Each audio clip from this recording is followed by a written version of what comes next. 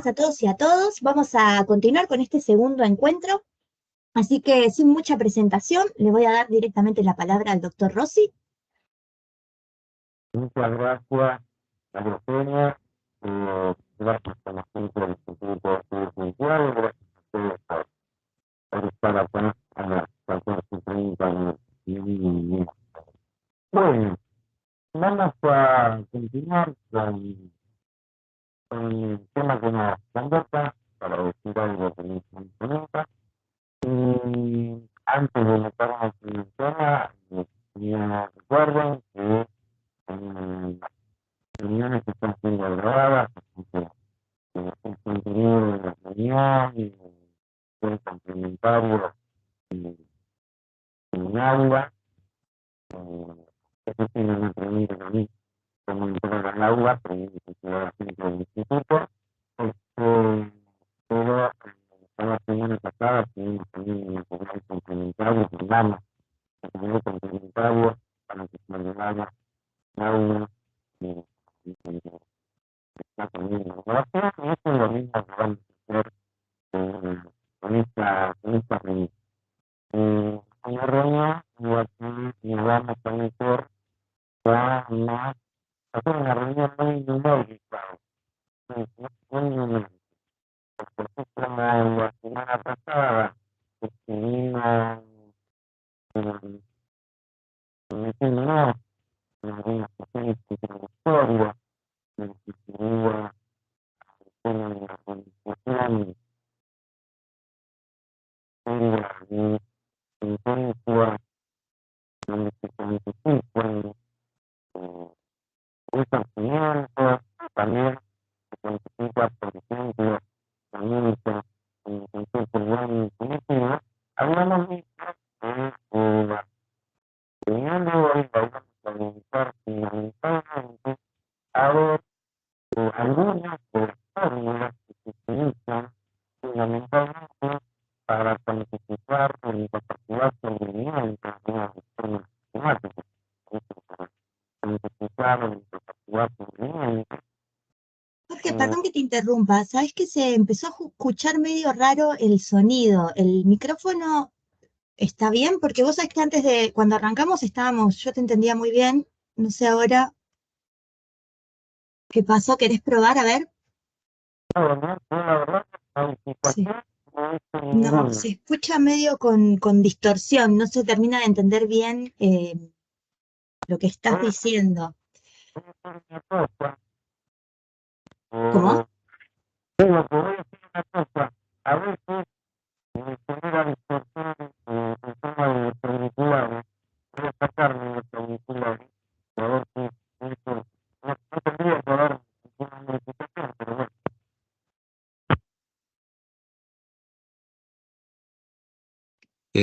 A ver, ahora está... Impresionante. No, sos otra persona directamente, ahí sí. Ah, bueno, fenómeno. Entonces Dale, es una interferencia que hizo el Dios, auricular. me parece que sí. Bueno, suerte habernos enterado relativamente pronto. Bueno, decía, ya que se me escuchaba distorsionado, rebobino un poquito. Decía que la semana pasada nos habíamos ocupado de algunas cuestiones introductorias referido al tema de argumentación en sentencias que cuantifican daños, y hoy vamos a tratar de concentrarnos en la explicación de algunas de las fórmulas de matemática financiera que se utilizan para cuantificar la incapacidad sobreviniente. La incapacidad sobreviniente en los términos del Código Civil y Comercial, es decir, como nos habíamos adelantado un poco la semana pasada, paso algunas diapositivas, pero después voy a retroceder. La incapacidad sobreviniente en los términos de este artículo, del artículo 1746. O sea, estas fórmulas que vamos a ver hoy lo que pretenden es cuantificar ese menoscabo, esa disminución de la aptitud del damnificado para realizar actividades productivas o económicamente valorables. Tratan esas fórmulas de obtener un capital que sirva para resarcir ese menoscabo y que se agote al término del plazo de lo que podríamos llamar la vida útil del damnificado. Esta pauta que está en el artículo 1746 y los métodos que se utilizan para lograr este capital también se aplican o se pueden aplicar por analogía a la cuantificación del resarcimiento por fallecimiento, lo que vulgarmente se conoce como valor vida, y también se puede utilizar para cuantificar la pérdida de chance de ayuda económica futura, lo que también se conoce vulgarmente como pérdida de chance, pero que en realidad es solamente una especie de pérdida de chance. Antes de meternos en estas fórmulas, y ahora sí, retrocedo unas cuantas diapositivas, es muy importante puntualizar que, como creo haber dicho la semana pasada, en la actualidad, jurisprudencialmente, tenemos tres posturas a la hora de interpretar este artículo 1746. Y no podemos, más allá de la opinión que cada uno de nosotros tengamos, no podemos ignorar la existencia de estas tres posturas. Una de ellas es la que entiende que indudablemente para lograr ese capital establecido o preceptuado en el artículo 1746, hay que utilizar una fórmula de matemática financiera. No hay otra posibilidad. Hay que hacer un cálculo y para hacer ese cálculo necesitamos una fórmula de estas características. Y tenemos que atenernos al resultado de esa fórmula. O sea, si el resultado de esa fórmula fue, vamos a decir cualquier cosa, 10 millones, bueno, nos quedaremos con esos 10 millones, porque para eso estamos utilizando la fórmula. En el otro extremo tenemos jueces que entienden que el artículo 1746 no obliga a utilizar ningún tipo de fórmula de matemática financiera y que para obtener ese capital mencionado en el artículo 1746 se puede lograr mediante la evaluación prudente de las circunstancias del caso. O sea, utilizando como regla, como pauta, la prudencia del juez, teniendo en cuenta las circunstancias del caso concreto. Circunstancias que podemos pensar que son la edad del damnificado, los ingresos, la instrucción, o sea, el grado de estudios o de capacitación, la cantidad de años de vida útil, el porcentaje de incapacidad. Esas circunstancias la tendría en su cabeza el magistrado y en base a ello establecería el monto de la indemnización, pero sin tener que utilizar ningún tipo de fórmula. Dentro de esta variante están los que utilizan no una fórmula, sino un método que es el cálculo por punto de incapacidad. Entonces tendríamos en los dos extremos, los que dicen hay que usar fórmula y los que dicen no hay que usar fórmula. Acá yo simplemente les estoy poniendo como ejemplo, un caso apenitas salido, entrado en vigencia, mejor dicho, el Código Civil y Comercial, donde uno de los integrantes de la Sala A de la Cámara de Apelaciones en lo Civil planteó que no cabe ninguna duda que hay que usar fórmulas matemáticas. Y los otros dos integrantes de la sala entendieron que no era necesario recurrir a criterios matemáticos. Eso sí, se pusieron todos de acuerdo en el monto de la incapacidad sobreviniente, pero por distintos fundamentos. Es simplemente un ejemplo de algo que ocurre en muchos tribunales hoy día. Este es un caso del 2015. Y en el medio está la postura que entiendo que se está convirtiendo en mayoritaria, que es la que sostiene que la utilización de fórmulas de matemática financiera para calcular este capital es razonable. Hay matices, ¿no? Algunos le van a decir que es razonable, otros les van a decir que es indispensable para que el juez pueda fundar su sentencia y cumplir así con el artículo 3 del Código Civil y Comercial, pero el resultado de esa fórmula o fórmulas va a ser meramente orientativo. Es decir, el juez podrá apartarse del resultado de esa fórmula teniendo en cuenta las circunstancias del caso. Yo diría sin tener en mi poder una estadística rigurosa, que es la postura que está teniendo mayores adeptos.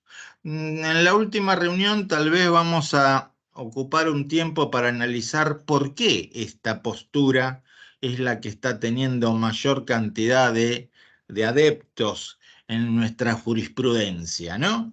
Pero por ahora me limito a decir que sí, que es una postura que está ganando muchos jueces a favor, que paso unas diapositivas.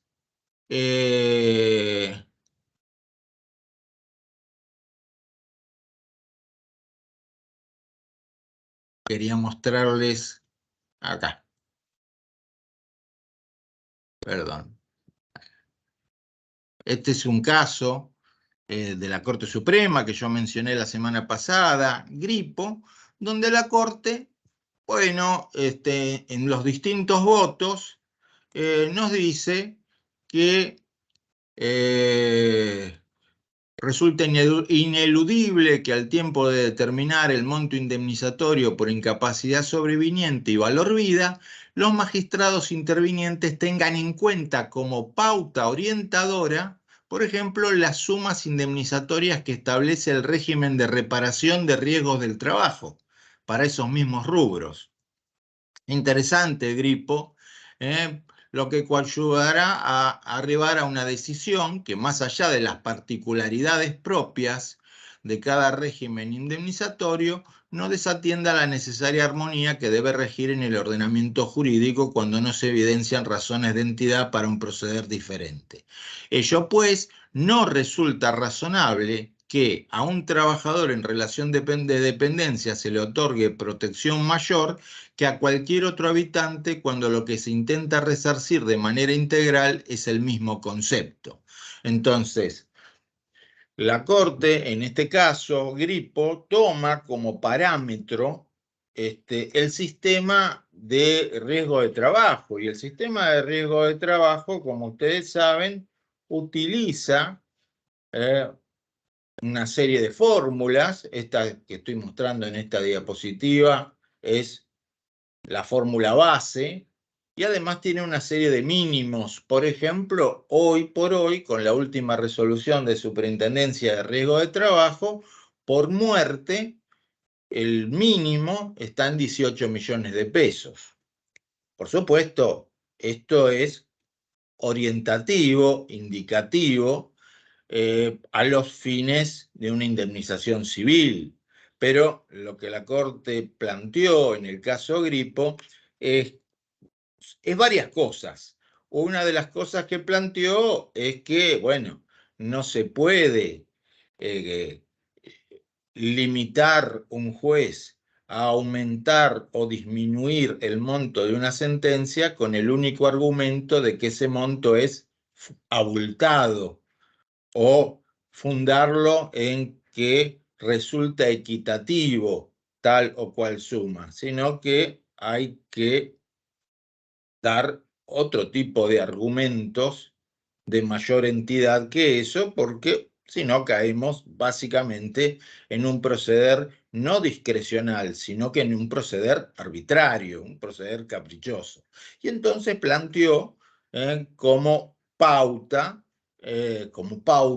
una especie de mínimo, bueno, tengamos en cuenta, le dice a los jueces civiles, tengamos en cuenta los montos que por iguales daños o daños similares se están disponiendo en el fuero laboral por aplicación de la ley de riesgo de trabajo, porque no puede ser que en el fuero civil los montos sean inferiores cuando en el fuero civil, a diferencia del fuero del trabajo, rige el principio de reparación plena. Bueno, eso es más o menos lo que la Corte ha venido diciendo en estos últimos años. Hay varias sentencias, una buena cantidad de sentencias en los últimos años de la Corte Suprema, insistiendo en algo que tendría que ser obvio, pero parece que no lo es, y es que los magistrados tienen que fundar sus sentencias,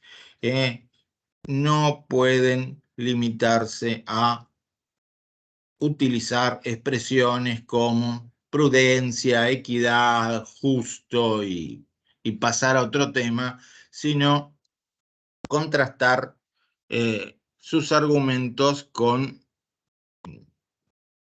por ejemplo, con la realidad económica, o sea, hacerse cargo de las consecuencias económicas de sus argumentos. Bueno, entonces, quería, antes de meternos en las fórmulas en sí, hacer esta introducción. Y por último, paso rápidamente unas diapositivas, pero no es porque no le dé bolilla, sino porque después vamos a volver a eso. Nosotros vamos a ver ahora varias fórmulas. Les aclaro algo por las dudas. Si sienten un ruido de fondo, esta vez no es un problema del auricular, ni de la computadora, ni de nada por el estilo, sino de un vecino que está utilizando una amoladora y me está volviendo un tanto loco. Pero bueno, simplemente se los comento por si se filtra ese ruido. Entonces decía, vamos a ver varias fórmulas, en realidad son variantes de una misma fórmula, uno dice varias fórmulas, son variantes de una misma fórmula, las vamos a ver con una planilla de Excel. Acá simplemente hice una pequeña síntesis de esas fórmulas. Todas están pensadas para calcular lo que se llaman ingresos futuros probables. Es decir, esa persona que a consecuencia de un daño ha tenido una disminución en sus aptitudes productivas o económicamente valorables, lo que tiene como consecuencia patrimonial es que en el futuro se ha perdido de obtener determinados ingresos, determinado porcentaje de ingresos. Lo que vamos a calcular son ingresos futuros probables, no eventuales, no hipotéticos, probables, porque acordémonos que el daño puede ser un daño futuro, pero tiene que ser un daño cierto.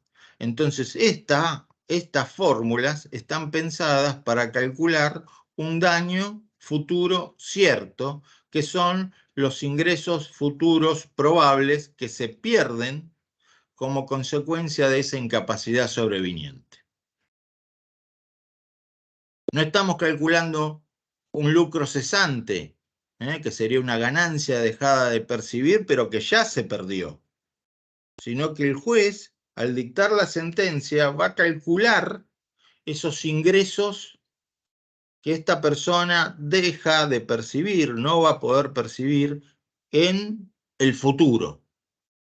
¿Cuánto es el futuro? Bueno, justamente estas fórmulas, Buoto, Méndez, Vergara, hay más, son todas variantes de la misma fórmula, y una que vamos a ver que se llama Aciarri. Todas estas van a tener en cuenta los ingresos de esta persona que sufrió la incapacidad sobreviniente. Vamos a tener en cuenta la incapacidad, el porcentaje de incapacidad.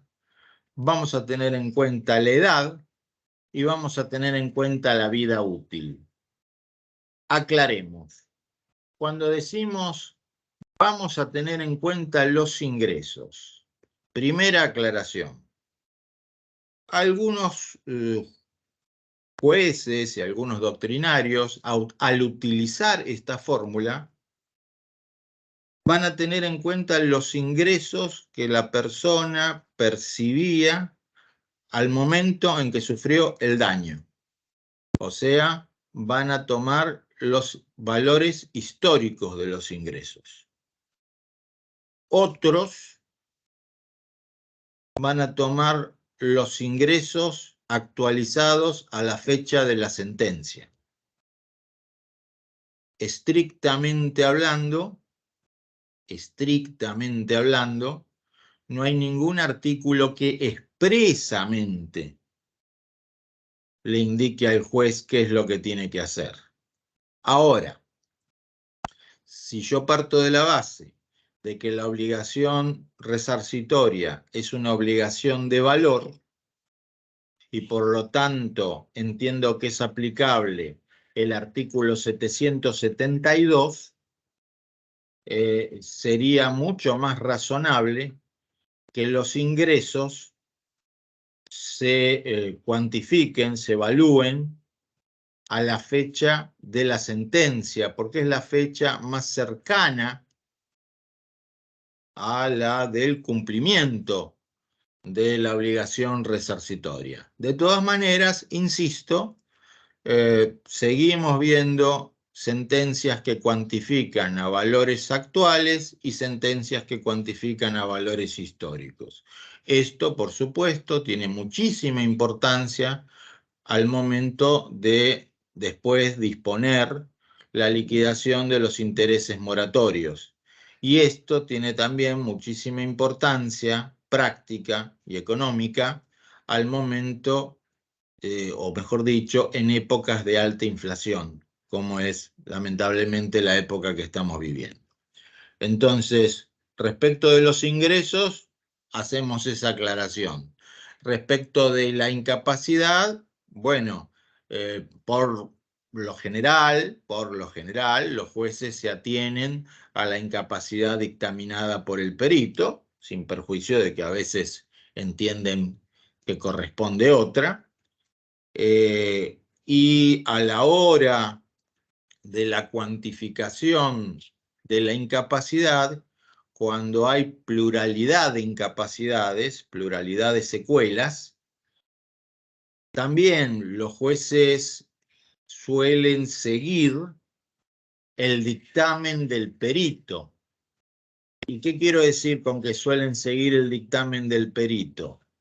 Que en sede civil no tenemos una norma que expresamente indique cómo se debe calcular la incapacidad, o sea, el porcentaje de incapacidad, o si lo quieren decir de otra manera, el porcentaje de capacidad, para el caso de que haya pluralidad de incapacidades, por ejemplo, un 30% de incapacidad física y un 10% de incapacidad psíquica. Entonces, Una posibilidad es sumar ambas incapacidades.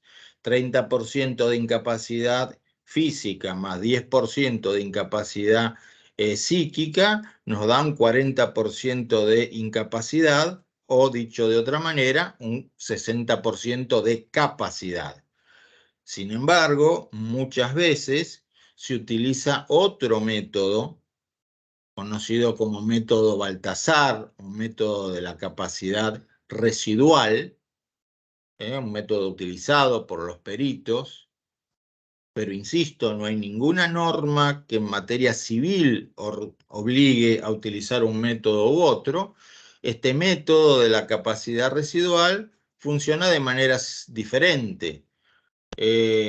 No se suman las incapacidades, sino que se toma un porcentaje de incapacidad, por ejemplo, el 30% de incapacidad física, y ¿qué nos quedaría de capacidad? Nos quedaría un 70%, ¿no? Porque si hay un 30% de incapacidad física, nos quedaría un 70% de capacidad residual.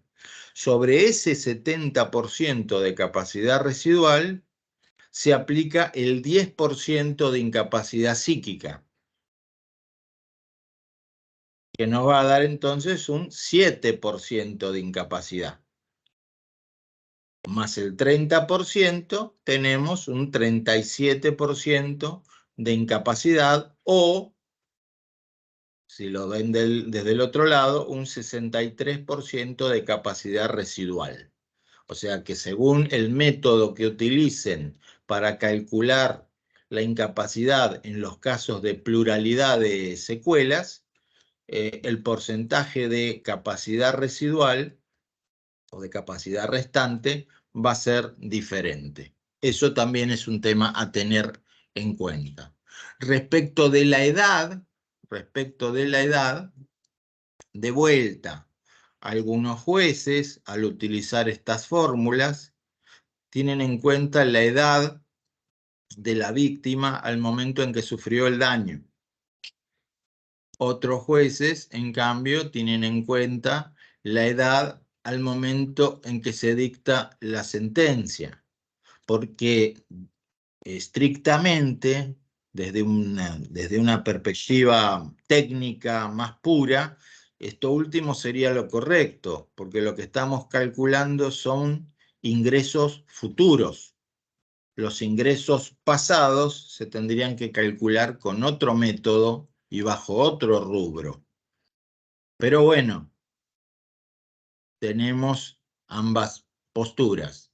Y después se tendrá en cuenta, como les digo, esa vida útil, cuántos años de vida útil le quedaban. Y ahí vamos a ver que las distintas variantes, las distintas fórmulas, utilizan una vida útil diferente. Por ejemplo, la llamada fórmula Woto, una vida útil hasta los 65 años, la fórmula Méndez hasta los 75, la fórmula Vergara hasta los 77 años. Todas estas fórmulas que estamos viendo tienen en cuenta estos elementos. Las fórmulas Méndez y Vergara van a tener en cuenta... perdón, me faltaba otra cosa más. Todas estas fórmulas van a tener en cuenta lo siguiente.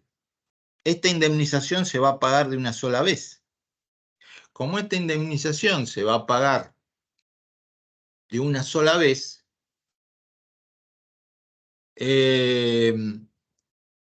o sea, se va a pagar anticipadamente, no se va a pagar mes a mes a lo largo de los 40, 50 años de vida útil. Entonces va a ser una entrega de dinero anticipada. Como va a ser una entrega de dinero anticipada, en esta fórmula se aplica una tasa de descuento. Una tasa de descuento que funciona en forma similar a un descuento de un cheque, a un descuento de un pagaré. Todas estas fórmulas utilizan estos datos que les estoy diciendo. las fórmulas Méndez y Vergara, además, van a utilizar un coeficiente para medir lo que podríamos llamar la probabilidad de mejora de ingresos, que ahora la vamos a explicar en un minuto. Bueno, ahora, si la tecnología nos acompaña, vamos a ir con la planilla de Excel, que después, por supuesto, yo les voy a pasar.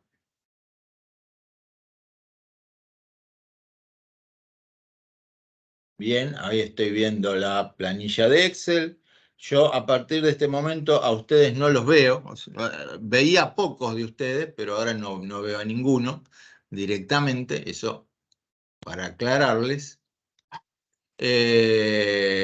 Así que si ustedes se fijan, van a ver que esta planilla que yo estoy mostrándoles a ustedes, que ahora voy a, ya de paso la voy probando, voy a ir a borrar, voy a empezar borrando unos datos, vamos a empezar de cero, vamos a empezar de cero. Si ustedes se fijan van a decir, pero acá dice fórmula Aciarri, planilla de cálculo. Y yo les mencioné que hay una fórmula Aciarri, porque no estábamos hablando de Boto, de Méndez, de Vergara, y ahora me viene con Aciarri. No, es por lo siguiente. Esta planilla de Excel les permite hacer todas las fórmulas. Con un poquito de maña, digamos así, nos permite hacer todas las fórmulas. Esta planilla de Excel no la inventé yo. Esta planilla de Excel es un desarrollo del doctor Hugo Aciarri, uno de los más importantes o el más importante especialista en análisis económico del derecho de la Argentina, autor de la llamada fórmula Aciarri, que vamos a ver en unos minutos.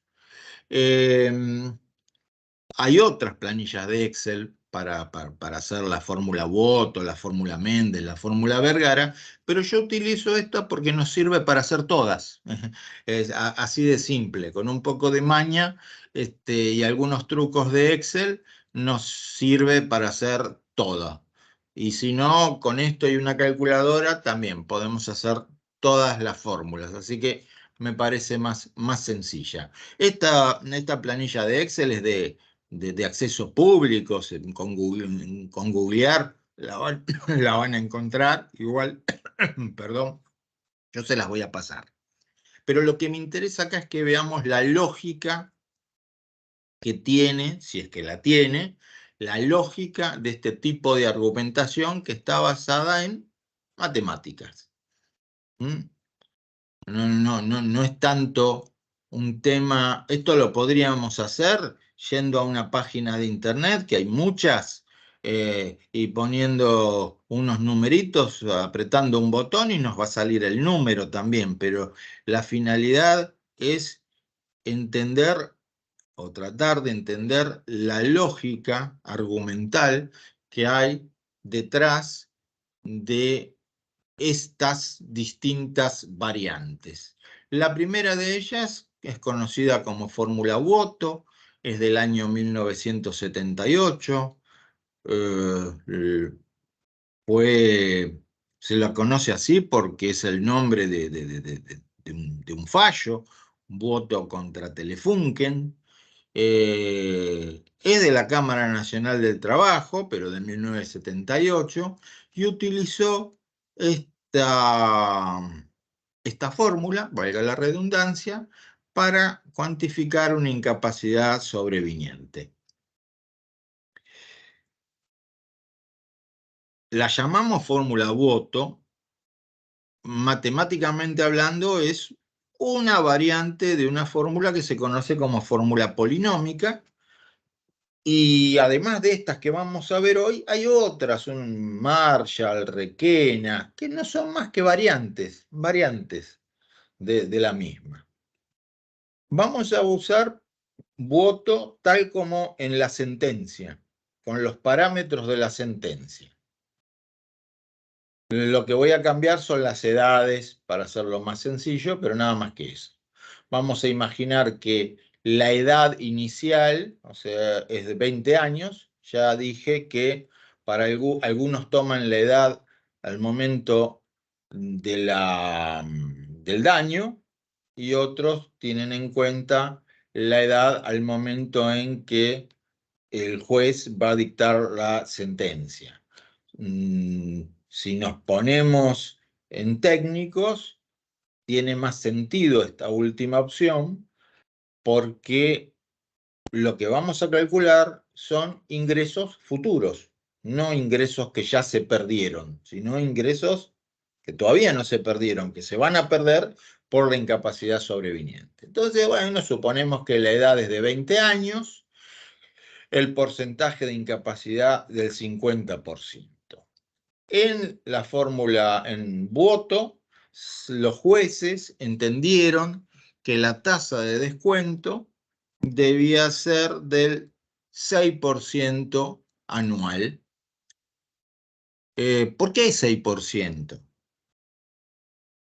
O por qué, como vamos a ver más adelante, otros jueces usan 4% y en algún caso han puesto 8%. Los jueces toman tasas internacionales o tienen en cuenta tasas puras internacionales eh, según los años, un 6%, 4%. Son las tasas, en otros años son todavía menores. Lo interesante del caso es lo siguiente: a diferencia de lo que pasa con la tasa de interés, la tasa de descuento funciona al revés. Cuanto más alta sea la tasa, mayor es el descuento, menos va a cobrar el damnificado. Bueno, en este caso, 20 años, 50% de incapacidad, 6% de tasa de descuento. Y la fundamentación de la tasa de descuento es porque va a cobrar por anticipado todo lo que iba a percibir a lo largo de toda esa vida útil restante. Esos son los fundamentos, esas son las razones. Bien, vida útil. Bueno, en el fallo voto se consideró la vida útil hasta los 65 años. Es de 1978. Y se tuvo en cuenta, por un lado, la edad jubilatoria, por otro lado, la expectativa de vida, y los jueces la establecieron en 65 años. De vuelta, es una estimación, no hay ninguna norma que lo diga expresamente. Por lo tanto, si acá ponemos 65, nos vamos a encontrar con que les quedaban 45 años de vida útil. Ahora necesitamos otro dato, que es el ingreso anual. El ingreso anual. Los ingresos, bueno, serán los que acredite el damnificado. Si no los acredita, los jueces suelen utilizar el salario mínimo vital y móvil, por eso de que es el salario mínimo de tipo legal, que hoy día, si no me equivoco, está en 132.000 pesos por mes. De vuelta, salario a valores actuales o a la época en que se causó el daño. Hay discordancia entre los jueces, pero si entendemos que la obligación resarcitoria es una obligación de valor, no una obligación de dar una suma de dinero, sino una obligación de valor, por aplicación del artículo 772, que alude al valor real tendríamos que estar al valor que sea más cercano a la época de pago. Y entre el valor de la época en que se causó el daño y el valor de la época de sentencia, el más cercano es el de la época de sentencia. Así que supongamos que lo hacemos a la época de sentencia. Pero lo tenemos que hacer anualizado. Que acá nos pide que sea el ingreso anual. De vuelta, hay una discordancia. Algunos jueces siempre van a multiplicar este valor por 13, como una suerte de aguinaldo. De hecho, en el fallo voto se hizo así. Otros jueces discriminan si la víctima acreditaba ingresos en relación de dependencia o no. Pero vamos a suponer nosotros que lo hacemos por 13. Entonces, yo puedo poner, también lo puedo hacer con una calculadora, ¿no? Pero para no salir del Excel, pongo igual 132.000 por 13, le doy Enter y me da esta suma, 1.716.000 pesos de ingreso anual. Y automáticamente me está dando una indemnización de 13.261.103 pesos con 94 centavos.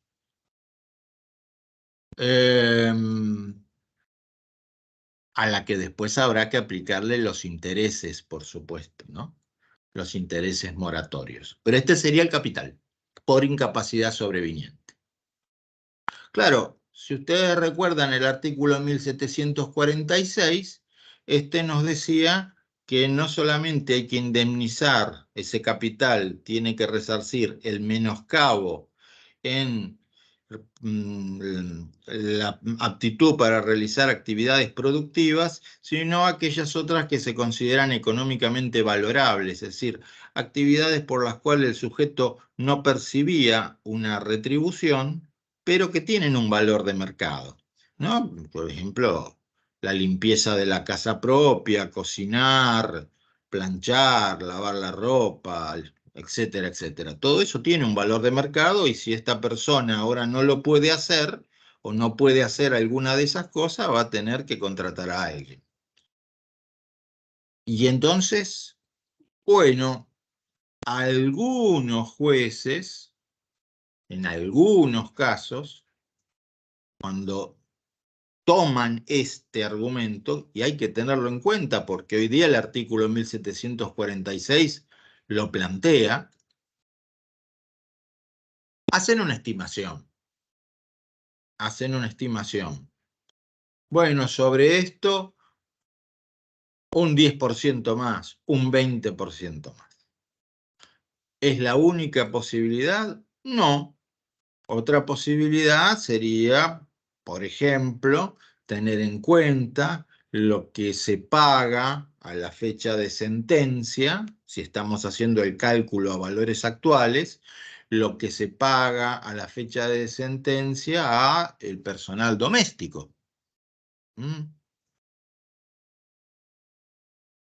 Y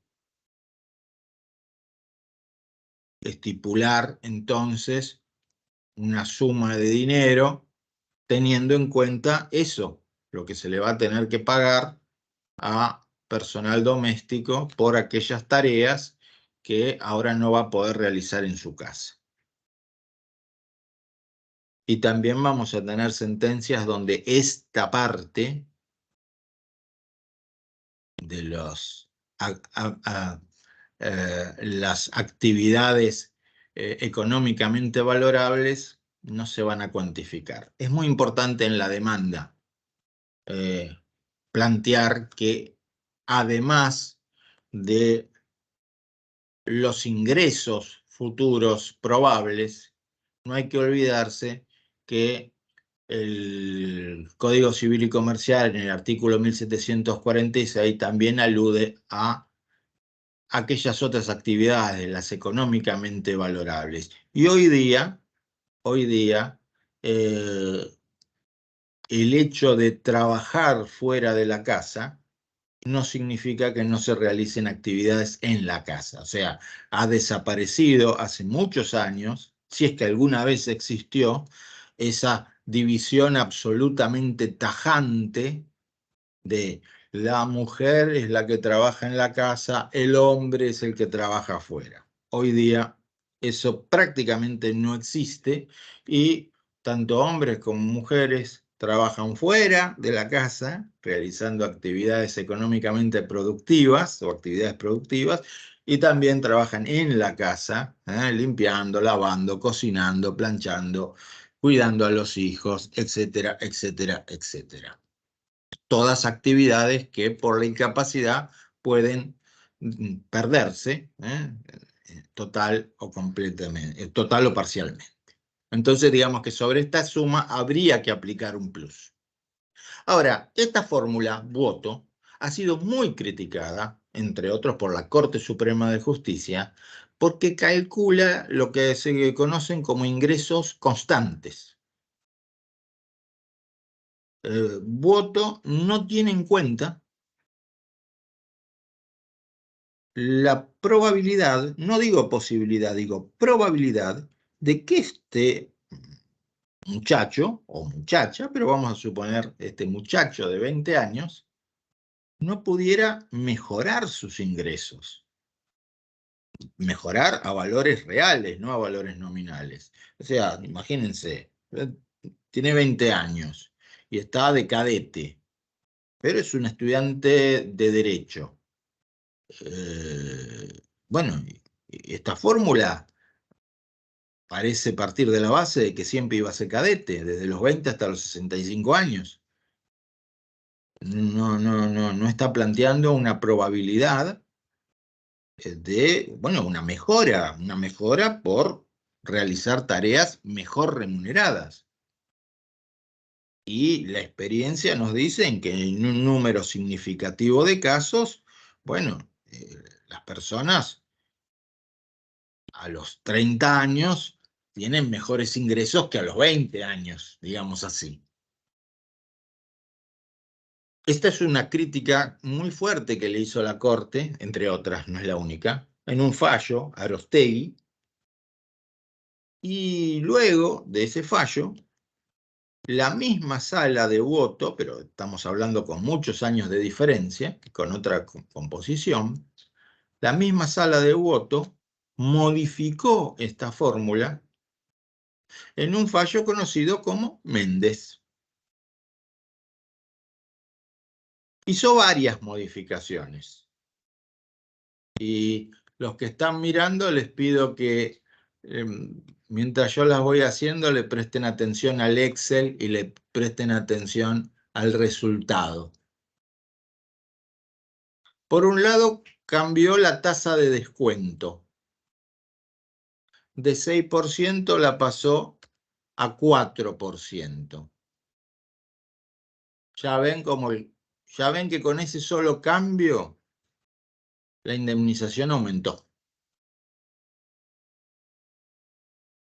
Después cambió la edad o los años de vida útil. De 65 años los hizo pasar a 75 años por el tema del aumento de la expectativa de vida, del aumento de la edad jubilatoria. Así que se le agregaron 10 años más. Y ya vemos que también de vuelta se aumentó la indemnización. Pero el cambio más importante es que adoptaron un coeficiente de variación que busca reflejar esto que estábamos diciendo hace unos minutos, o sea, esa probabilidad, no posibilidad, esa probabilidad de mejora de ingresos a lo largo de la vida útil. por mayor capacitación, por antigüedad, por ascensos, por lo que fuere. Y utiliza un coeficiente que ese coeficiente es básicamente 60, que en un momento fue la edad jubilatoria, 60 dividido la edad. La edad de vuelta, la edad al momento del daño o la edad al momento de la sentencia. Entonces, en este caso sería 60 dividido 20. Si bien lo podemos hacer de memoria porque el número es fácil, lo hacemos, ponemos igual, 60 dividido 20 y el coeficiente que nos va a dar es 3. Este coeficiente lo vamos a multiplicar por este resultado que teníamos, que ya hemos obtenido con la fórmula Woto. Hay otras formas de hacerlo esto, pero el resultado va a ser el mismo. Entonces, bueno, vamos a poner entonces, siempre hay que poner en Excel el igual primero. 18, 9, 6, 9, 1, 8, 9, con 25 por el coeficiente que nos dio 3. Y fíjense el monto, 56.907.567 pesos con 75 centavos. Desde ya les digo, y después los invito a que ustedes prueben, que cuanto menor sea la edad inicial, más alto va a ser el monto. Si la víctima tuviera 55 años y hubiera que dividir 60 dividido 55, el coeficiente que nos va a dar no nos va a permitir un aumento tan alto. Dicho de otra manera, si el cliente tenía 57 años, no va a ser muy importante. Y si el cliente tenía 70 años, imagínense, menos que menos. Le va a dar menos todavía. Menos que este monto. Pero si el cliente tenía 20 años, si la víctima tenía 20 años, la probabilidad a lo largo de todos sus años de aumentar, de tener ascensos, progresos, mejoras, como lo quieran llamar, es más alta. Ahora, antes de avanzar, se darán cuenta que el método, si bien es menos rígido que el método Woto, no deja de ser bastante rígido. ¿Por qué? Porque ponemos un coeficiente, 60 dividido la edad, y lo que nos dé lo multiplicamos y ese es el resultado. Y ese es el resultado. ¿Y de dónde sale que tanta probabilidad de mejora tenía por tener 20 años? Bueno, de la aplicación de ese coeficiente y nada más. De la aplicación de ese coeficiente y nada más. Una variante se dio hace pocos años en un juicio caratulado Vergara, donde de vuelta se tocaron algunas de estas variables, se mantuvo la tasa de descuento, pero el juez modificó la edad de vida útil, la modificó y la llevó a 77 años, consultando tablas de mortalidad que publica el INDEC y el aumento de la vida probable, lo que indujo a pensar al juez en un correlativo aumento de la vida útil. Y lo que también modificó es el coeficiente. El coeficiente, en lugar de ser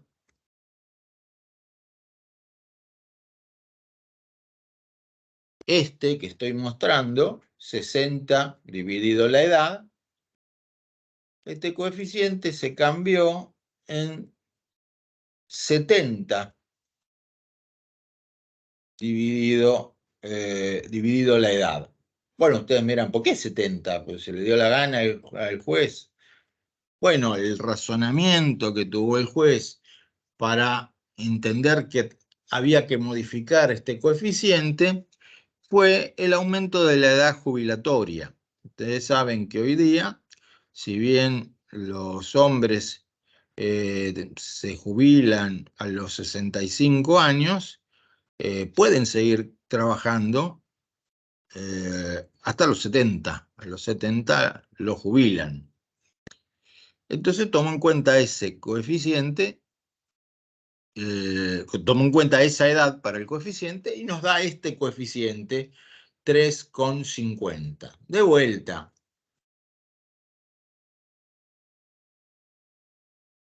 Copio este monto, 19, 156, 351,01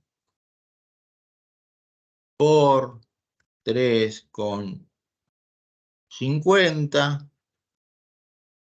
y nos da 67.047.228 pesos con 54 centavos. Que ya que estamos, ¿no? Que ya que estamos.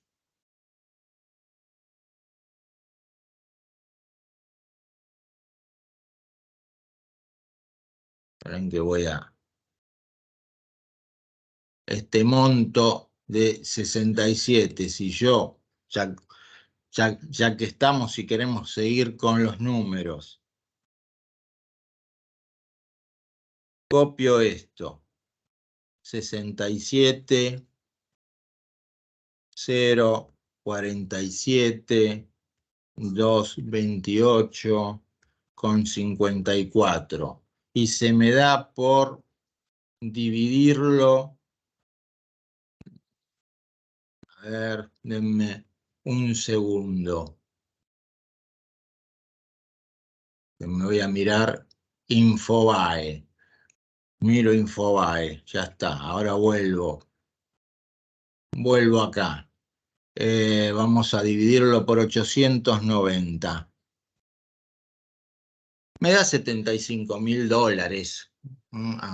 A un cambio de 890 me da $75.000. A veces es interesante ver estos montos, pasarlos a dólar, para tener una idea un poco más cercana, porque con tantos tipos de cambios se hace complicado el tema de qué estamos hablando, ¿no? Básicamente, de qué estamos hablando. Bueno, he mostrado estas variantes.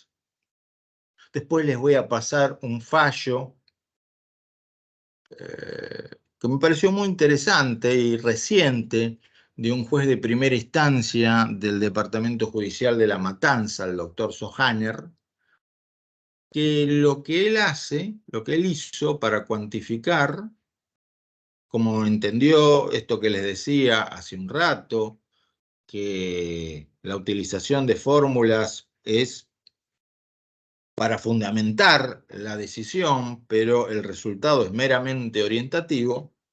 Él usó varias fórmulas para compararlas. Usó la fórmula Woto, usó la fórmula Méndez, usó una fórmula que se conoce como fórmula simple, que yo no la mencioné porque se usa menos todavía. Por supuesto, le dio distintos resultados. La fórmula Méndez insisto, cuando la edad de la víctima es baja, da resultados, da una diferencia bastante importante con respecto de la fórmula voto. Después utilizó otro método muy usado en tribunales, muy usado implícitamente en tribunales, no tanto explícitamente, que es el método del valor por punto de incapacidad, que consiste ni más ni menos que en asignarle un valor al punto de incapacidad y multiplicarlo por la incapacidad sobreviniente. Y después aumentarlo o disminuir ese resultado final según las famosas circunstancias del caso. En el ejemplo que yo les estoy dando, este juez, el doctor Sohaner, valuó el punto de incapacidad en 350.000 pesos. Entonces, si evaluamos el punto de incapacidad en 350.000 y tenemos una incapacidad del 50%, nos daría un monto de 17.500.000 pesos, que si recuerdan, ahí lo tenemos a la vista, es parecido a lo que nos podría dar voto, con una tasa de descuento del 6 o del 4%, nos da un poco por arriba o por abajo. Ahora, los jueces que utilizan este método de valor de punto de incapacidad no se atienen estrictamente al resultado, sino que pueden aumentarlo o disminuirlo según esas circunstancias. De hecho, este juez tomó todos estos resultados y él fijó otro resultado.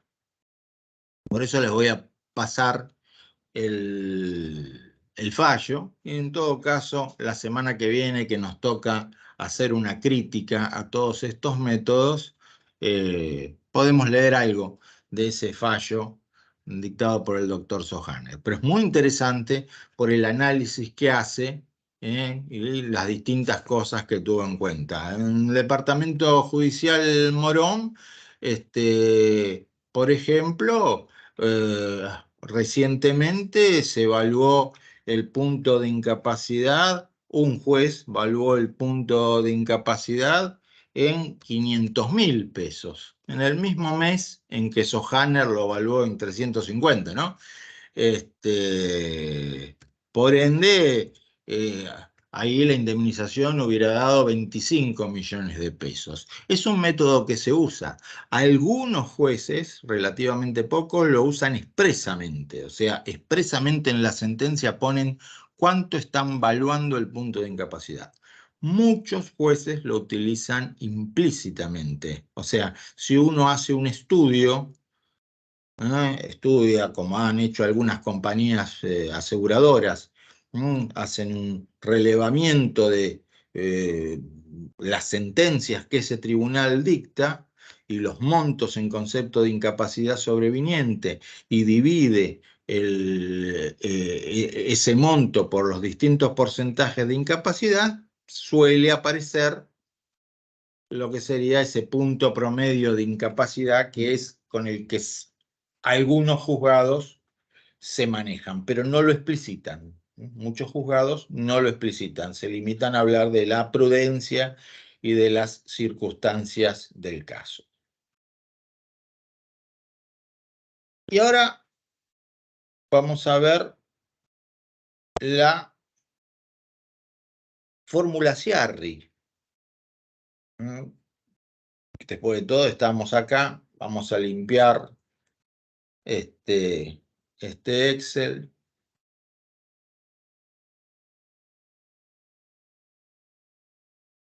Para que no nos dé ningún error. Vamos a limpiar este Excel y vamos a ver qué es eso de la fórmula Ciarri. Ya dijimos que la fórmula voto había sido muy criticada muy criticada, porque computa ingresos constantes. O sea, parte de la base, o sea, no tiene en cuenta la chance que la persona podía haber tenido de progresar en su vida laboral, tener ascensos o tener aumentos por antigüedad según el trabajo en el que se desempeñara, o tener ascensos o tener mejoras por, bueno, una mayor cantidad de trabajo o una mayor calidad de trabajo. Tomemos el caso de un abogado. Uno podría pensar que cuanto mayor es la experiencia de un abogado y más años hace que está ejerciendo, sus ingresos reales van a aumentar. O por lo menos la probabilidad de que sus ingresos reales aumente es mayor, porque justamente tiene más casos, casos tal vez más importantes que los que puede tener un abogado recién recibido, porque bueno, tiene una mayor experiencia, una mejor clientela, no solamente va a tener una mayor clientela, sino, entre comillas, una mejor clientela. Hasta que llega un momento en el que uno se va quedando ya por edad con pocos clientes, o definitivamente se retira. Entonces se produce toda una curva que tiene un momento de mayor, de mayor éxito, de cumbre, y después un declive. Bien, entonces, como se le criticó la fórmula voto por no tener en cuenta eso, por no medir esa chance perdida, apareció Méndez y las otras variantes. Pero un poquito ya dije, Méndez, Vergara, utilizan ese coeficiente 60 dividido la edad, y bueno, tienen en cuenta eso solo, tienen en cuenta eso solo. Edad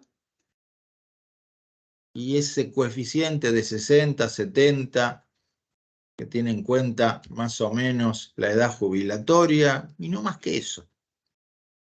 No más que eso. No permiten analizar las circunstancias del caso concreto.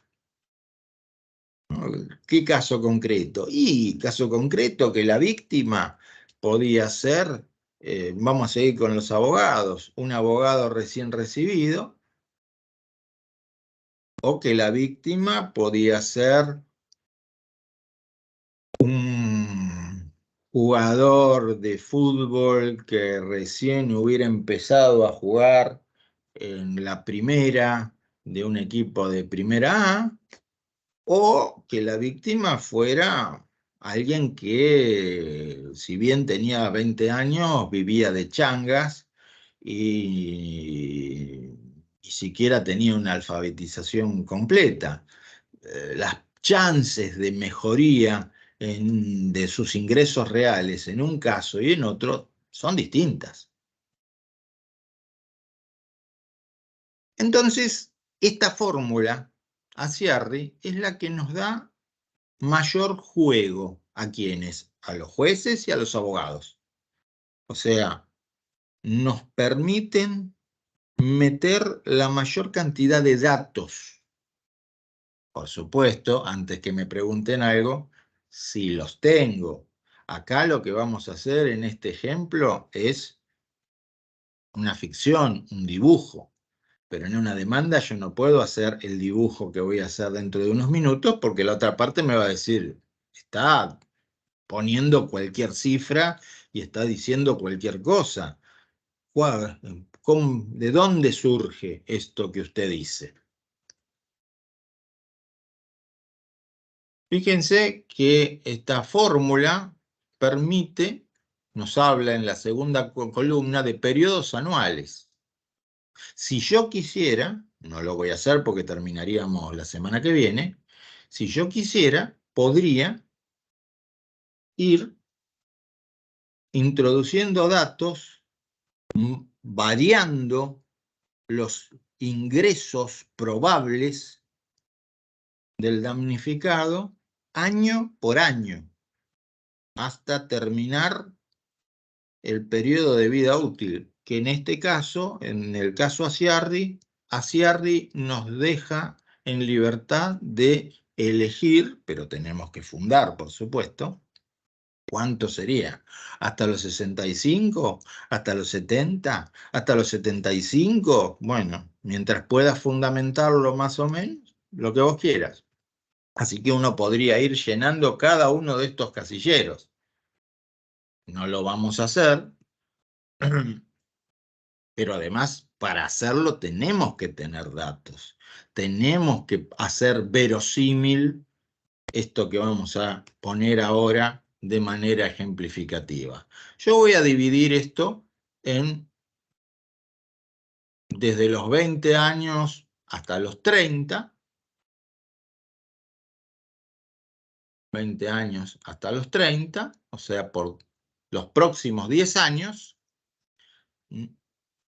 La inflación, por favor, no la piensen, ¿eh? En estos cálculos no piensen en la inflación. Ese es un problema posterior, gravísimo, pero posterior.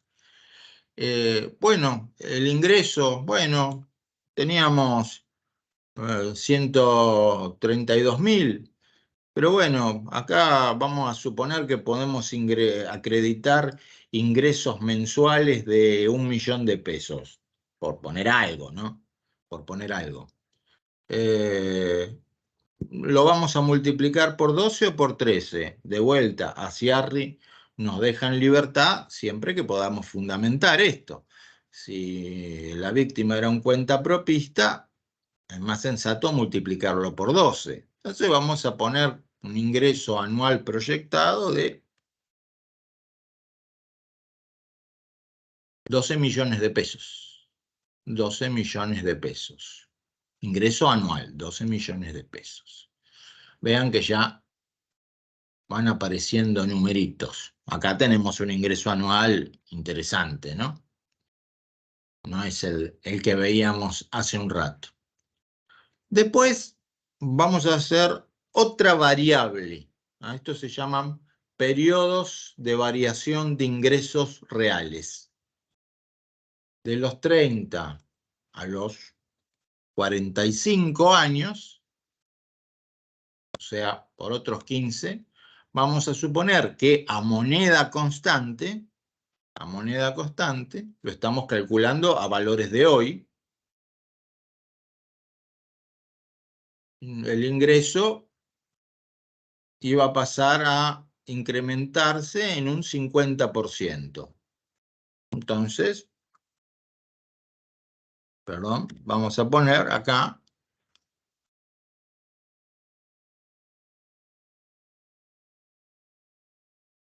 $18 millones de pesos. Y fíjense que acá hay otra columna que nos habla de la probabilidad. La probabilidad, pues siempre estamos hablando de probabilidades, estamos hablando de un daño cierto, estamos hablando de ingresos ciertos, no meramente eventuales. Por eso digo que hay que acompañar determinada prueba que haga verosímil esto que estamos diciendo. Primero voy a hacer el cálculo, después voy a tratar de explicar, pero yo imagino, voy a poner acá, que la probabilidad de efectivamente tener un aumento de un 50% en los ingresos anuales era del 100%. Podríamos decir que es certeza absoluta. Certeza absoluta. Fíjense cómo cambia la columna que está en violeta. Después vamos a poner otro periodo de cambio, de 45 a 65 años. Vuelta, le vamos a poner que a valores actuales, siempre manteniendo el mismo tipo de valor, 24 millones de pesos.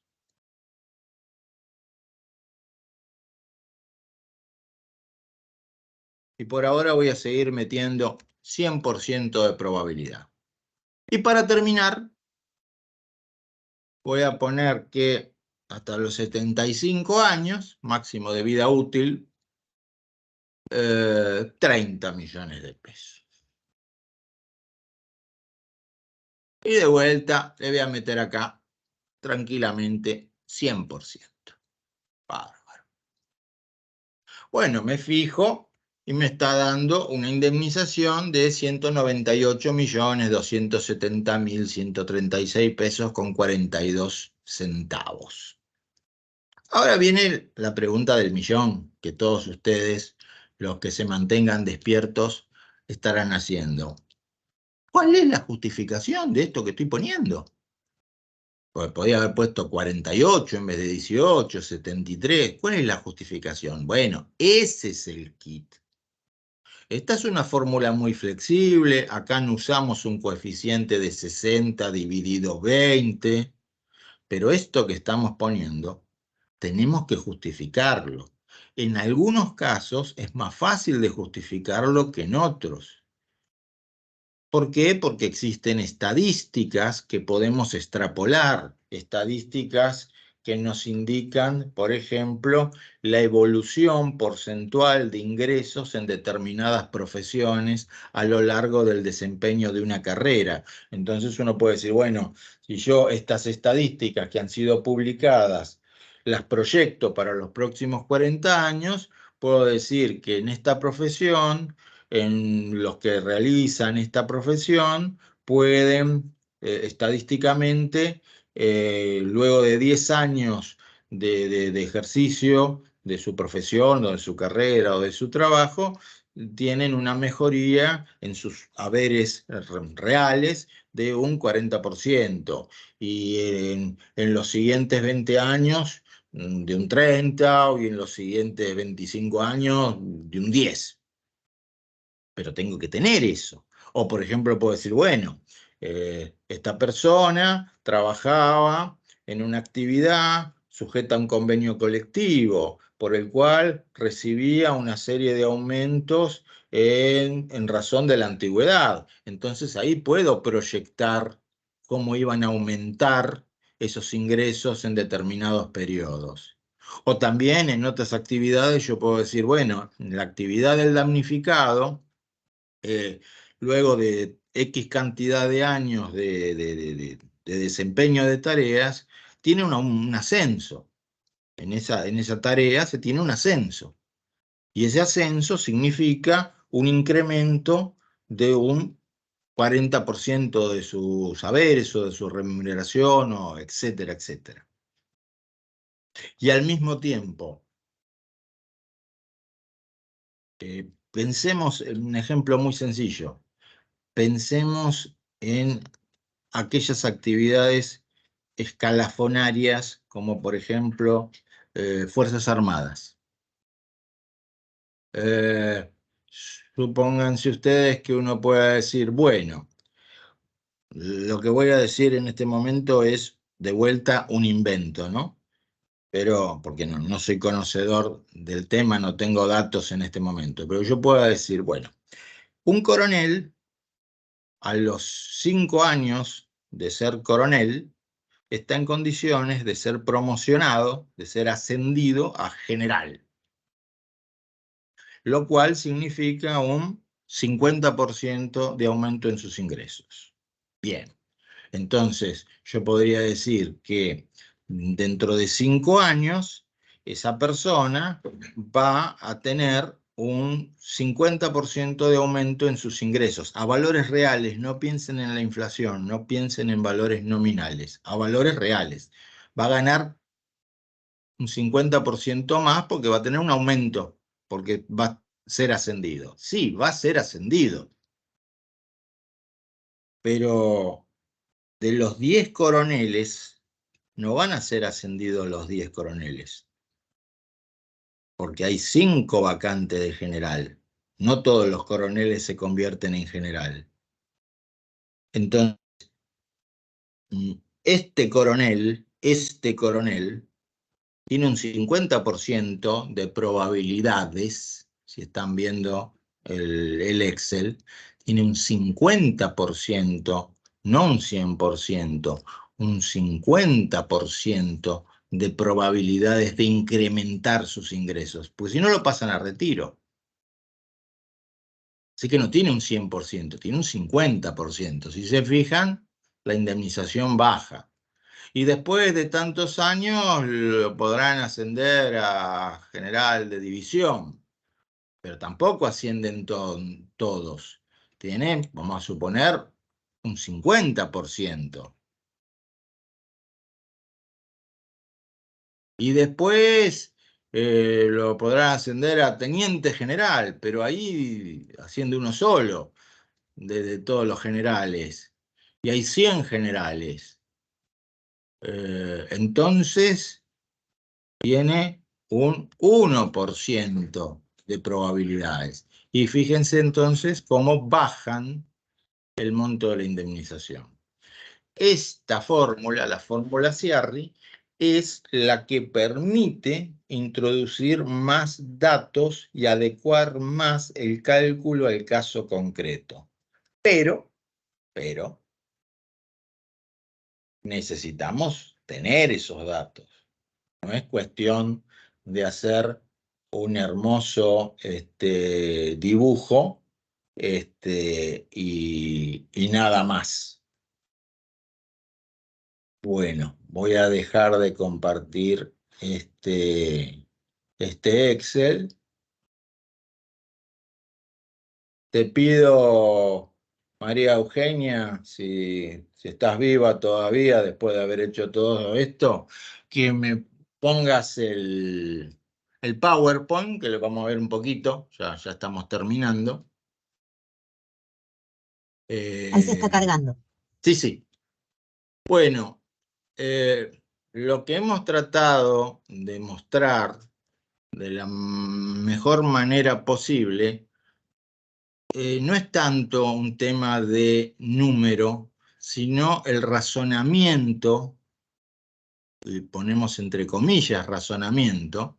¿Por qué lo ponemos entre comillas? Hay un razonamiento sólido detrás de estas fórmulas, o no lo hay, o algunos puntos están más flojos que otros. Bueno, de eso nos vamos a ocupar fundamentalmente la semana que viene. Tengo que tomar el control. Acá hay que tomar el control. A ver. Ya, ahí tomé el control. Tomé el control del PowerPoint. Entonces, lo que hoy hemos tratado de ver es el razonamiento que hay detrás, o el conjunto de razones que hay detrás de estas fórmulas de matemática financiera. Porque la fórmula Ciarri es otra variante de la fórmula polinómica, más refinada. Lo que hemos tratado de demostrar también es que cada una de estas fórmulas trató de ser más precisa que la otra. Cada una de estas fórmulas trató de poder adaptarse mejor a esas famosas circunstancias del caso concreto, de las que tanto hablamos, ¿no? Esas circunstancias del caso concreto que tanto hablamos. ¿Se puede aplicar por analogía para el caso de fallecimiento? Sí, cualquiera de estas fórmulas se puede aplicar por analogía para el caso de fallecimiento, pero hay que tener en cuenta ciertas particularidades. ¿Qué particularidades? Bueno, la más sencilla de todas, de entender de todas de ellas, bueno, la incapacidad vamos a poner 100%, eso desde ya. Eso es lo más sencillo. Las otras particularidades que hay que tener en cuenta son, por un lado, que si lo que nosotros vamos a analizar es lo que vulgarmente se llama valor vida, en realidad lo que vamos a tener en cuenta, lo que vamos a tratar de cuantificar, lo que vamos a tratar de obtener es un capital que permita resarcir la pérdida de aportes económicos que han sufrido determinadas personas como consecuencia de la muerte de otra. O sea, Juancito se murió. ¿A quién vamos a reparar? ¿A Juancito? No. Vamos a reparar a los damnificados indirectos. ¿Quiénes son los damnificados indirectos? Por ejemplo, la esposa de Juancito o la pareja de Juancito o los hijos menores de Juancito. y o los hijos con alguna discapacidad de Juancito, o también los padres de Juancito.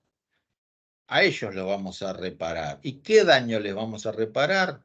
Les vamos a reparar un daño patrimonial muy concreto. Se quedaron sin el aporte económico que hacía Juancito. ¿Cuánto ganaba Juancito? 1.000.000 de pesos ganaba. ¿Pero Juancito aportaba 1.000.000 de pesos? No, porque Juancito también tenía que comer y ponerse alguna ropa. Entonces hay que detraer, hay que sacar una parte de esos ingresos. ¿Cuánto? De vuelta, ninguna ley al respecto. Algunos jueces sacan 1/5, otros 1/3. Supongamos que sacamos, para hacerla fácil, el 20%, entonces, ¿cuánto es el ingreso? 800.000 pesos mensuales que habría que anualizar. ¿Con eso ya estamos? No, porque hay que tener en cuenta, como dice el artículo 1745, no solo el tiempo probable de vida de la víctima, que era Juancito, sino el tiempo probable de vida de los reclamantes. Porque si el que reclama es el padre de Juancito y tiene 75 años, el máximo de la indemnización va a ser la vida probable del padre de Juancito, no la cantidad de años de vida útil que le quedaban a Juancito. Y si los que reclaman son hijos menores, ellos podían reclamar por todos los años donde Juancito tuviera obligación alimentaria, o sea, hasta los 21 años. Entonces hay que ir haciendo el cálculo caso por caso, reclamante por reclamante. No siempre se hace así, no siempre se hace así. Lo mismo se puede calcular con la pérdida de chance de vida futura.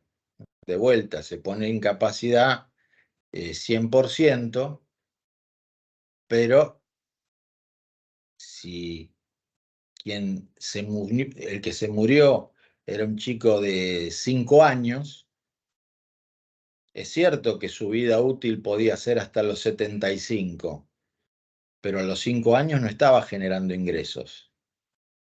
Así que recién iba a generar ingresos, pongamos, cuando cumpliera 18 años.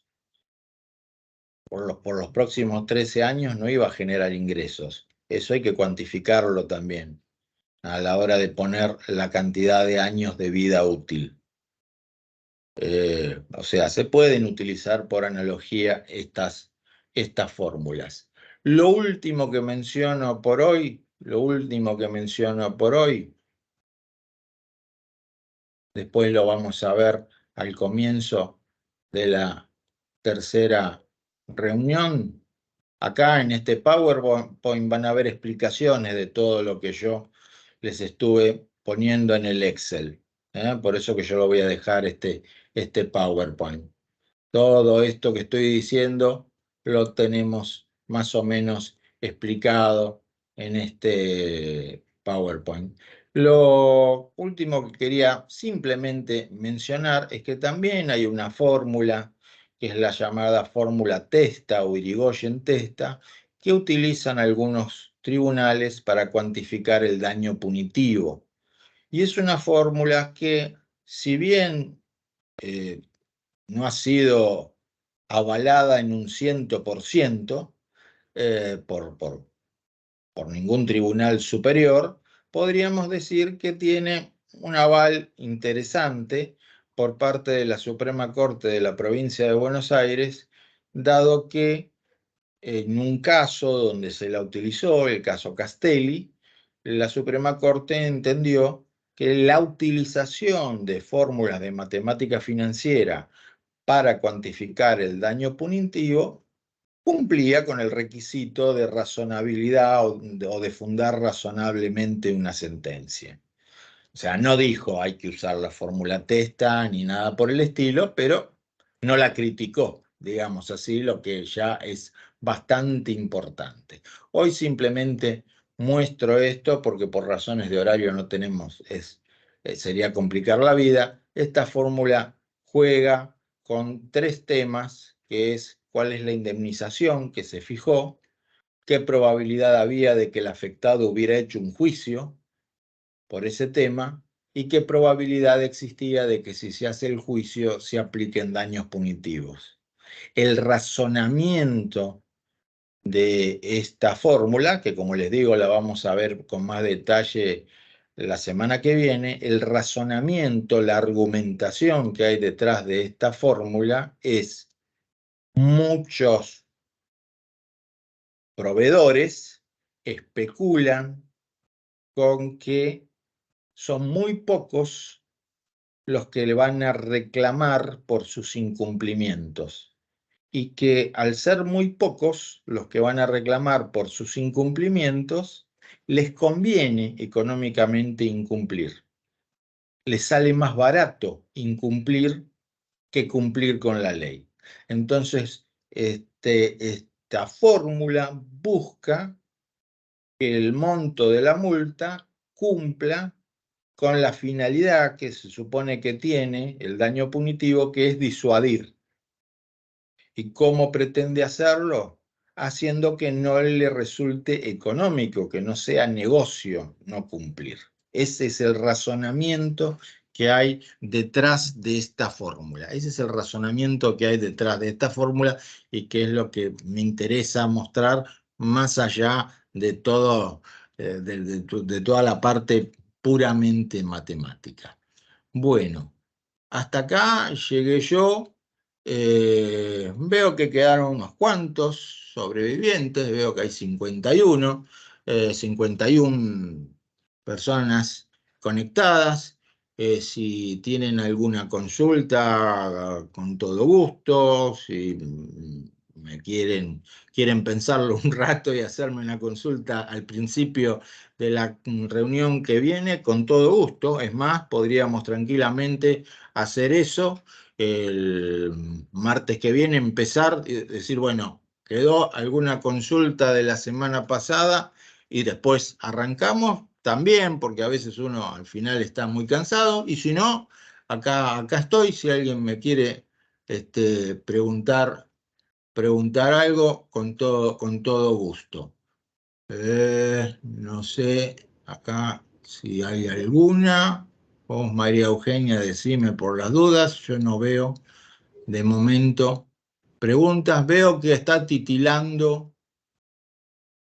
No, me parecía que estaba titilando una pantalla, que no sé qué significa eso en Microsoft Teams. Había una pregunta en el chat. Sí, Hay una mano, mirá. ahí está. Y hay una pregunta de Claudio Tejada que después a lo mejor si quiere puede desmutearse y plantearla directamente. Si querés vamos con la manito, se pueden desmutear y listo. Y Bueno, después, si no, tomamos la pregunta de Claudio en el chat, que es bastante compleja. Bueno, no la encuentro. Está un poquito más arriba, si querés la leo. A ver. Dice, la tasa de descuento del 4% de Méndez y de 6% de Voto tienen aplicación en la actualidad cuando, anticipando dicho capital, ese monto a plazo fijo le reporta un 11% mensual, y al momento de Voto la tasa de plazo fijo era del 4% y en el 2008 era del 7% anual. Pregunta, ¿no debería aumentar la tasa de descuento? En ese caso disminuye sensiblemente el capital según el doctor Guibourg. Exactamente. Sí, y justamente Guibourg es uno de los jueces que estuvo en Méndez, es uno de los defensores. Yo les dejé una frase de él, del fallo Méndez, donde él básicamente lo que plantea es: si yo quiero llegar a un resultado de un monto, tengo que hacer un cálculo. No me va a aparecer por inspiración divina ese cálculo. Entonces, ese cálculo seguro que lo hice. Lo que tengo que hacer es explicitarlo en la sentencia, decir cómo llegué a ese número. Bueno, la pregunta que hace, no me acuerdo el nombre, la pregunta que hace la colega tiene que ver justamente con un cálculo que se hace en base a tasas puras. La tasa bancaria en nuestro país no es una tasa pura. La tasa bancaria en nuestro país es una tasa que, entre otras cosas, tiene en cuenta la depreciación monetaria. Por lo tanto, para dar una idea, para hacerlo muy simplificado esto, porque es más complicado el tema, pero para hacerlo muy simplificado, supongamos que la inflación en un país fuera del 100% y que la tasa de interés fuera del 110%, la tasa pura, ahí tendríamos una tasa positiva, o sea, una tasa bancaria superior a la tasa de inflación, al porcentaje de inflación, y la tasa pura, es decir, por ejemplo, el precio del dinero, si es una tasa activa, sería del 10%.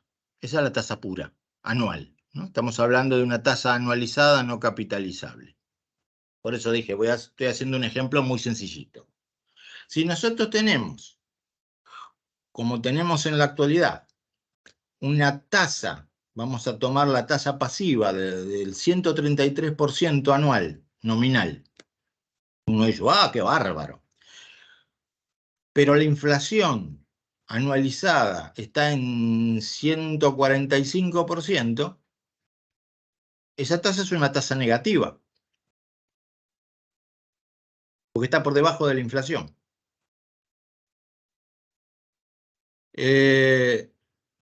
Cuando hablamos de tasa pura, de 4%, de 7%, de lo que fuera, estamos hablando de una tasa sin tener en cuenta esa inflación. Entonces, podríamos comparar tasas internacionales con una tasa pura argentina y si lo analizamos en determinados periodos históricos, nos podemos encontrar con que la tasa pura argentina puede estar por encima o por debajo de la tasa internacional. Nuestro país, bueno, una novedad que voy a decir, tenemos todos los cambios sabidos por haber. Argentina es circular, o sea, en 30 años podemos volver a estar en el mismo lugar que estábamos ahora. Entonces, es cierto lo que la colega plantea, es verdad lo que plantea. Los jueces que han estado bajando la tasa de descuento, que muchos están utilizando una tasa de 4%, la verdad, en mi modesta opinión, lo hacen simplemente para que la indemnización dé más alto. No hacen un cálculo tan fino como el que la colega estaba planteando. Y es muy difícil hacer un cálculo de esa tasa pura, porque estamos proyectando una tasa pura a 45 años. Estamos, 45, 30, cuando yo estoy pensando en los ingresos futuros de 40 años que le quedaban, es muy difícil en un país como el nuestro, tan fluctuante. Hoy Argentina es uno de los países con peor tasa pura del mundo. Voy a poner un link para que lo vean, después mañana se lo paso a Camilo, de un comparativo de tasas puras que salió en Infobae. Tenemos uno de los países que estamos peor al respecto, peor. Así que sí. Lo que sí es poco técnico utilizar una exclusiva tasa pura en periodos tan extensos. Los jueces, creo yo, lo hacen para que la indemnización sea mayor y porque es muy difícil en Argentina, sobre todo en épocas altamente inflacionarias, llegar a una indemnización medianamente correcta. porque uno de los problemas que existen, que no lo hemos mencionado, pero que también es gravísimo, es el tiempo que transcurre entre la sentencia y el efectivo pago, que a veces es bastante importante. Y en esos casos, muchas veces, los intereses moratorios no sirven ni siquiera para mantener el valor del capital, no para compensarlos, no para resarcir los intereses moratorios. Espero que esta media explicación que intenté haya servido para algo. Y alguien más había levantado la mano, me parece. Sí. Sí, pero ahora bajó la mano y escribió por el chat. Dice, Ah, ¿por qué bueno, a ver. tomar la edad económica ¿por qué tomar la edad económica desde los 18 años y no desde los 16, por ejemplo? No, no. Me vino fenómeno la pregunta. No, no, dije 18 por decir 18. No, no, tranquilamente puede ser menor. Sí, sí, y tranquilamente puedo, según el caso, justificarla en menores ingresos, porque en la práctica hay casos donde resulta verosímil que chicos de 14, 15 años ya contribuyen a los aportes No, no, no, eso que dije de 18 años fue absolutamente discrecional. No, no, no, no, para nada.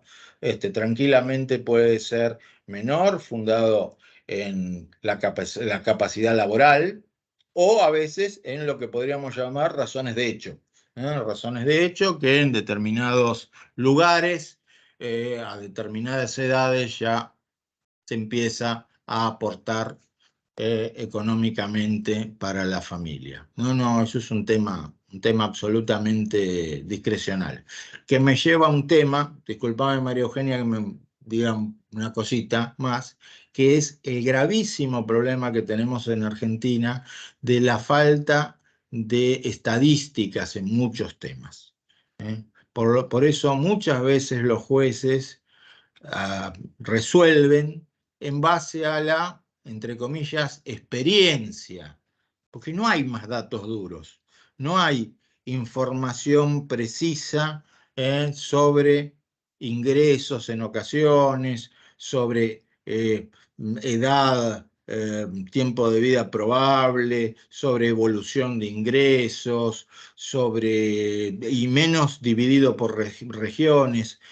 Ahora tenemos mejores datos, estoy hablando de INDEC, de lo que teníamos hace unos años, pero estamos muy lejos de tener información actuarial como la que tendríamos que tener, para entonces tener menos ojo de buen cubero y tener más datos duros y poder decir, no, bueno, yo considero que los ingresos de un abogado de 10 años de recibido se incrementan en un 40% y los de uno de 20 años de recibido se incrementan en un 40%, no porque a mí me parece o por la experiencia o por lo que yo creo, sino porque hubo una encuesta hecha por el INDEC entre los años tal y tal, una encuesta que se va renovando permanentemente y arroja esos parámetros. Entonces, tengo mayor información, tengo información de mayor calidad estadística.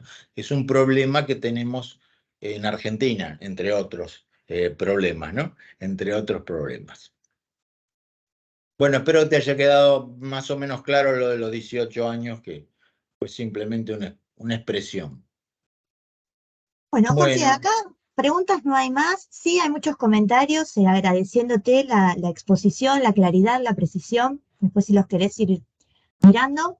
Y creo que estamos en condiciones de cerrar. No sé si alguien bueno, más quiere bueno, decir algo. bueno. ¿Sí? Bueno, cualquier cosa, la semana que viene al empezar, si a alguien le quedó una duda o le surge una duda, me la hace. Bueno, Bueno, muchas perfecto. gracias a todos, Gracias, muchas Jorge. gracias María Eugenia por el aguante y nos vemos para la última sesión el miércoles que viene, misma hora, mismo Perfecto. canal. Chao, Chau, hasta chau. luego. Linda tarde. Igualmente.